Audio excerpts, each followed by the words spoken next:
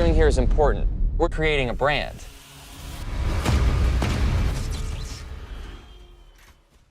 Some of you may be thinking, what on earth is this film, Spree? If you haven't heard of it, it may be because it trended on Netflix for all of 24 hours before descending into the impossible labyrinth of the ever-growing Netflix library. Spree is a film about a YouTuber who doesn't feel he is popular enough or getting enough views, even though in his opinion he is putting out brilliant content and so goes on a murdering spree. Remind you of anyone? Quickly go and subscribe right now to avoid another tragedy. So the film Spree follows a YouTuber Kurt who takes a job as a spree driver and goes on a murdering spree to help make him popular. Jesus guys, we get it. Great job on the film name. Stop beating us to death with it. The film starts with some straight up exposition explaining who Kurt is and how he got here, and in all honesty it's one of the cleverest exposition scenes I have seen in a long time. A film all about social media, video trends and viral videos. They incorporate a video created by Kurt of him doing a Draw My Life. You remember when that was a thing? YouTube was filled with top influencers' terrible drawings on whiteboards talking about their lives and mentioning all the bad things that happened to them, leading to them earn millions of pounds on YouTube. Well, Kurt is no exception apart from the money angle. Kurt's parents had to move due to a lack of money and ended up getting divorced, and Kurt had to go and live with his mother after his dad abandoned them. Kurt goes on to become an online gameplay content creator and moves on to creating different videos, but nothing has ever taken off, and this is where his new project comes into play. Joe Keery, who you probably remember from Stranger Things as it's pretty much the only thing I've ever seen in him really, actually does a pretty good job in this role, and I feel will be underappreciated from this film. The idea of the main character is that he is meant to not really be that special or memorable in any way, and that's why he's failing at becoming famous. However, because of this, the character also has to be quite unmemorable for the audience, and the writers either did an amazing or a terrible job of writing this character. I watched this film for the first time with my girlfriend, and within an hour of it finishing, I'd already forgotten the main character's name, which is not an easy feat, seeing as he throws around his Twitter handle every 10 seconds on screen. I'm Kurt. So, congratulations, I guess, to either Joe Keery or the writing team for creating such a forgettable main character in a film all about an Uber driver who's a serial killer. Kurt sets up his car with a selection of cameras and begins his new project titled Blessing. If you've watched the film and don't remember this, that's because it's mentioned once at the start of the film and is never mentioned again. Every time after this referring to the killing spree as #TheLesson, in which Kurt is attempting to become famous by live streaming and kill more ride-along passengers than the current record holder, which is apparently 6, and that will somehow make him famous. I haven't googled this record to check, as I'm sure the police would probably turn up within the hour and ask if I'm a probable threat to the public. Once his car is rigged up, he runs back into his house, following his mum. And after a minute or so of ominous silence, he gets into his car to start his killing spree. Gee, I hope nothing bad happened to his mum while he was in the house. Nah, I'm sure it's all good. So Kurt sets off on his killing spree. In some earlier shots, it's laid out what sort of people he wants to kill, and to me, outlines very clearly that he only really wants to kill bad people that get into his car. And I know what you're thinking. What are the chances of more than 6 people getting into his car that are actually bad people? Well, extremely likely, apparently. He just gets the worst passengers, like the first guy, Frederick, who is somehow a Nazi leader on his way to perform a speech to 3,000 other Nazis. What are the chances? And within a minute of the ride, he's already trying to get Kurt to join in some racist conversation, classic Nazi move, which Kurt doesn't want to be a part of, claiming all races are equal. So Kurt definitely has some morals when it comes to racism, and yet is happy to kill people if it gets him some views on a live stream on YouTube. This doesn't really make sense to me. I'm sure if all you care about is views, it's probably much more worthwhile making videos about some racist stuff rather than murder a bunch of people. I'm sure there's plenty of racists out there who would watch your videos and like and subscribe to you. I'm not saying that you should do that, I'm just saying it might be a better route for him. But that's not to be, so Frederick takes a swig from a water bottle in the back seat that Kurt has injected with some sort of poison. How do we know this? Well, luckily the film cuts to a 30-second tutorial video of him making an undetectable poison drink. Could showing how to make a concealable, deadly concoction on one of the biggest streaming platforms on the planet lead to any copycat murders in real life in the future? Nah, I'm sure it'll all be okay. So Frederick drinks his drink and dies in a way that looks the same if you asked a child to act out what a fish would look like if you take it out of the water, and Kurt disposes of his body. Where, you ask? Well, we don't know. He just does, and it's never spoken of again. What happened when the guy didn't turn up to the 3,000 person congregation waiting for his speech? We don't know. It's just never mentioned again. I'm sure it's all good. And Kurt is already on his way to kill his second victim, a woman named Andrea, who gets into the car and is on her phone to a colleague, ignoring Kurt.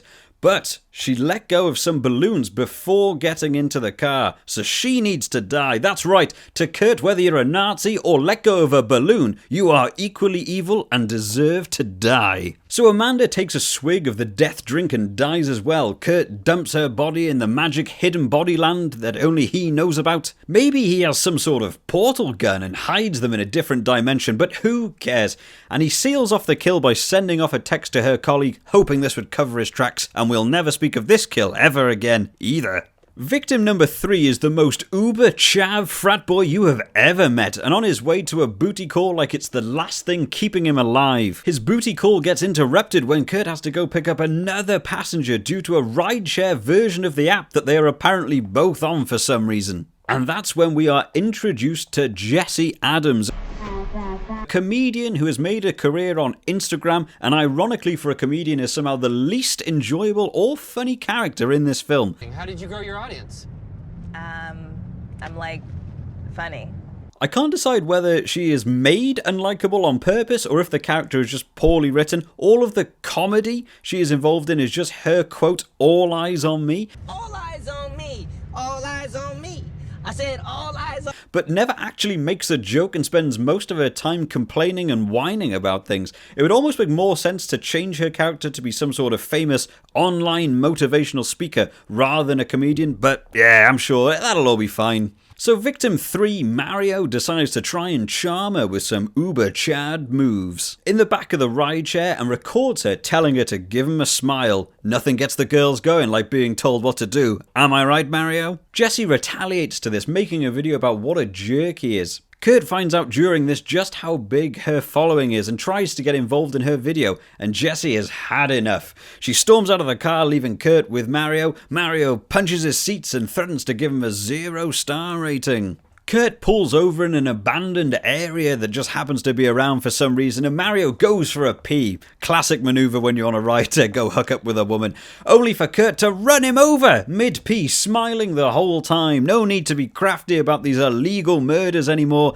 A Nazi deserves some poison, whereas a frat boy deserves to be run over twice with his trousers round his ankles and his old Johnson in his hand. Morality isn't Kurt's biggest character trait anymore. Before moving on to victim 4, 5 and 6, Kurt needs to wash all the blood off his poison-filled car after running a human being over and brains spilled all over the bonnet, so pulls over in a service station. When the blindest cop ever parks next to him and doesn't question why his car is covered in blood. Even when Kurt starts talking quite openly about committing murders on his livestream, he's happy to not ask any questions. No wonder American police get such a bad rap. He is even standing within meters of Kurt while he's washing the blood off his car. The bodywork of that car must be made out of some decent washable plot armor for him to get away with that at this point. The film needs to get a move on, so we get a triple kill! Triple kill. As Kurt calls it, driving around town with 3 passengers looking for an adventure. He takes them to his grandfather's old abandoned scrapyard. Wow, I mean, there's a convenience for you. Trapping 2 of them in his closing sunroof. I'm not joking, that's a genuine way he manages to trap 2 grown human beings. And they get eaten by human murdering unchained guard dogs that live in this abandoned scrapyard. Which means I'm guessing Kurt's grandfather is actually Albert Wesker from Resident Evil. Well, isn't this one big family reunion? And gave the T-virus to his pets before abandoning them for them to be this aggressive. The writers then ran out of unique ways to kill people, so Kurt just drills victim 6 in the face. These people did nothing wrong apart from being a bit stuck up, and victim 6 London was actually quite nice to him. But it's all about those views, isn't it, Kurt? Which is currently still about 10. The plot from here just begins to go all over the place. After disposing of these 3 bodies, maybe feeding them to these wildly bloodthirsty dogs that happen to live nearby, he takes the car through a car wash to remove all of the internal organs from the outside of his car after 2 humans were eaten alive by dogs on it. Kurt is then insulted by his friend Bobby on the livestream chat via a donation. Bobby is a teenage internet influencer with a much larger following than Kurt, making a career out of all sorts of clickbait videos. Nothing like telling someone who knows where you live and is live streaming a murder spree that you think they suck. I hope that doesn't come back to bite you, Bobby.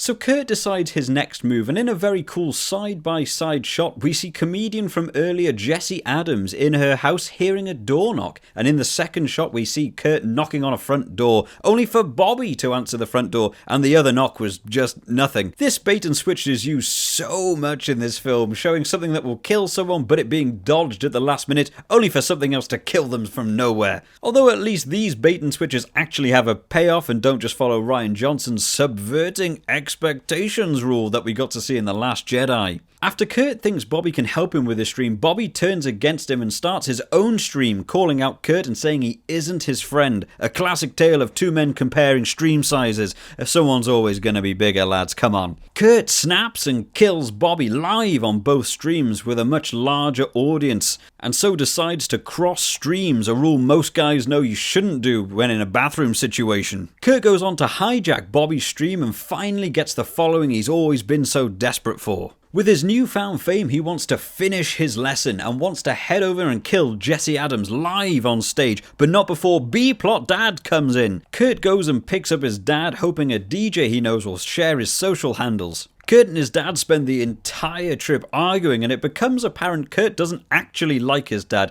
His dad left him at a young age and has never apologized and only looked out for himself. Kurt even found his dad's drugs hidden in his mum's house earlier in the day, and yet for some reason Kurt doesn't do anything to the man he seemingly despises and has a personal issue with, but was happy to murder a woman who let go of some balloons. Sounds fair to me. This B-plot basically takes us up to a car chase, and Kurt taking over the stream of DJ Uno, growing his audience to 50,000 viewers. The car chase ends with him crashing his car and as such is on foot, but luckily he somehow manages to crash within a stone's throw of Jessie Adams' comedy show venue and sneaks in undetected with a gun in hand. Kurt watches the show from the side stage as Jessie takes to center stage at this comedy gig. I hope these folks didn't pay a lot of money to go and watch this show. I've heard more laughs at a funeral. To be fair, playing Staying Alive over the loudspeaker as the coffin disappeared behind the curtain was a great call at the last funeral I went to. So Kurt is poised and ready to have his 8th kill of the evening when Jessie switches it up and talks about how social media is a bad thing and she's going to take a break, smashing her phone live on stage in front of 1 million viewers, proving she doesn't need social media, and ironically blows up on social media for being a celebrity who says social media is bad.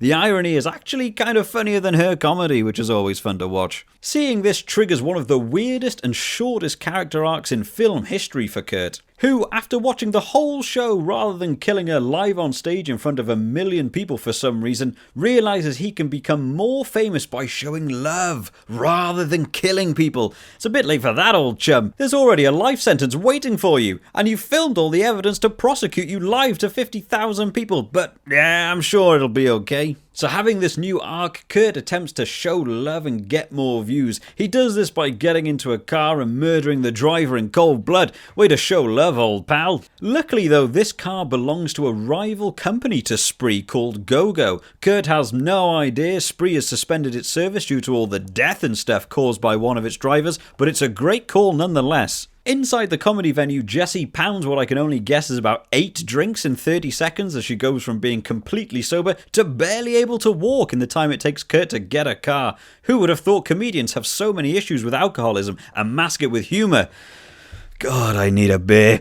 Anyway, she needs a ride home, and we all know a guy who's got a car. What a bit of luck. So Jessie's probable rapist mate, who feels like he's acting in a completely different movie about a serial killer where he is the star, books her a ride, and what do you know? There just so happens to be a driver waiting who drives for that specific company. Talk about convenient. So Jessie gets in the car with Kurt driving. Let's hope no one's about to get kidnapped. After getting kidnapped and taking a lot longer than it should to realise she's in a car with Kurt, having just done a set on stage all about him, Jesse begins to realise there's an issue as he talks about how great a leaked sex tape of the two of them together would be great for their social media. Now, I may not be an expert in certain fields, but I feel if I was in a car with someone I hadn't had sex with and they told me they would plan to release our sex tape, I would probably realise there was something awry too. So the natural conclusion to this for Jesse is to obviously just garrote the driver of the vehicle that's travelling at 50 miles an hour. Smart move, don't want to be murdered, better take yourself out in a car crash first. And after crashing and some wrestling, Kurt knocks her out with a single punch. I think Kurt is always just aiming at the wrong demographic for his videos.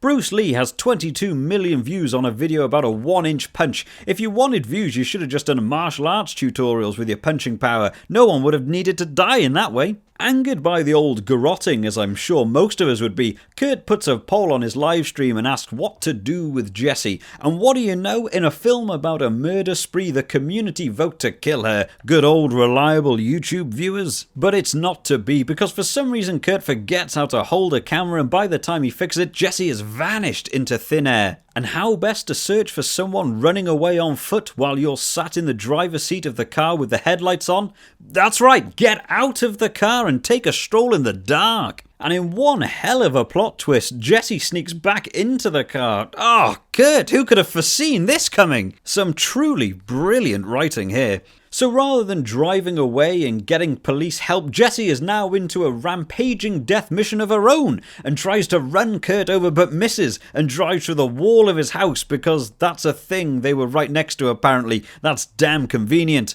Jesse gets out of the car and is confronted by B-plot dad Chris, who is now back from his show and getting the drugs he left in his house. Nothing like a bit of 2 a.m. heroin after a gig, am I right, Chris? They walk around the room a bit because that's the natural way to have a conversation, and Jesse trips over Kurt's mum's dead body. And Kurt accuses her of doing it, even though we get to find out Kurt killed her earlier when he ran back into the house at the start of the film. And surely the dad would have seen the body before the car crash, having gone round the house looking for drugs, and she'd been dead for 14 hours. Maybe he just thought she was having a real solid nap. I know I need to lie down too after a solid heroin binge. Chris sobs over his dead ex-wife who he never really liked in the first place, and lover boy Kurt comes back in the room to show his love by shooting his dad in cold blood in the back. I've got to say, if this is love, I would hate to meet angry Kurt. He doesn't stop there either. He just proceeds to unload round after round into his dead parents. There must be a symbolism for love in there somewhere, but I sure as hell can't find it. Jesse runs over to the car and drives straight into Kurt, pinning him against the wall, and he collapses on the bonnet.